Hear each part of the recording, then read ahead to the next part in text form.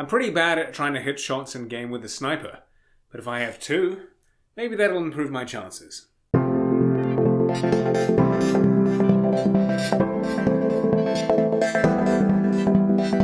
G'day everyone, welcome to another video by myself, Andrew DFT. And of course, by the title below you can tell that this video is about the FORTNITE hunting rifle. Now, at the time of filming this, of course, the hunting rifle is a recent addition to the weapons list in Battle Royale, and for the most part it's been received pretty damn well. Although I personally am not the greatest sniper in Battle Royale, even with a scope, removing it and having the hunting rifle, well, it doesn't make it easier. But there are some pros out there who are absolutely dominating with it and getting those long 200-meter kills, and I'm not one of them. But I can still make it good and make it into a nice cosplay prop and give you guys the templates to build it yourself. So this is my final outcome. I tried to replicate it and make it look as best as I could from the game model. Now the game model is of course large, just like the bolt action sniper is large, so trying to pull that into styrofoam wasn't difficult. It was just a matter of finding what the balance between the thicknesses and the lengths and all the other measurements should be.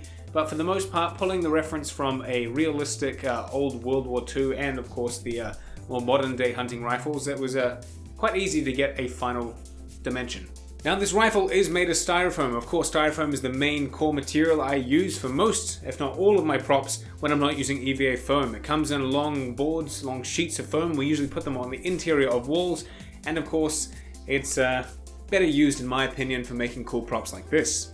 Now I'm personally a big fan of World War I and World War II weaponry, so creating this to a similar style was something I wanted to go for. Of course the one in the game, the hunting rifle in the game, the aesthetic is a bit more modern than this one, but I've given it a kind of World War II-esque paint job. Personally I just like it. It doesn't take away too much from the final design that of course the main game model has, but it gives a nice little twist as a personal artistic choice. I'm happy with that. Now of course I did mention templates. If you'd like to grab one, of course you can get it for free in the description box below. I'm not producing a tutorial for this as it is big, it's large, it's rather difficult to produce, and yeah, it's just a one-off. It's cool, I like it, but tutorial wise it's not something I'd go ahead and build for the masses. I'd like to keep to more primary weapons like the scars and the other pistols of course in the game. But don't fear, there are tutorials coming, just not for this big guy here. But if you did want to see some of the other tutorials I've done, of course I've done the scar so far and the suppressed pistol. So if you want to make those as a good starting point, I'd highly recommend jumping in and giving those a go. It can be for anyone who hasn't even touched foam before. It's a good starting practice build. Now of course this was one of the ones requested by you guys in the comments. I see it, I heard you, and of course I went and produced it. Now I do notice there are a lot of other comments for other specific weapons that I am looking at and I will jump into. It's just a matter of figuring out how to create them and portray them into low-cost materials, so that way I can of course emulate them into tutorials later on. But I have been seeing a lot of talk about a minigun, which I of course initiated.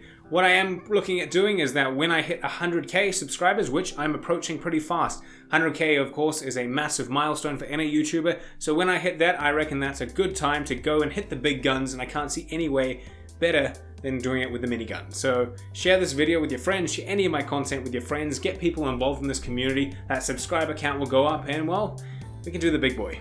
But otherwise, that's it. Thank you for watching the tutorial, and of course, thank you for watching my videos. Without you guys, without your input, without your views, without your interest in what I do here, I wouldn't be creating cool props like this and providing you with tutorials. So, otherwise, until the next one, catch you later.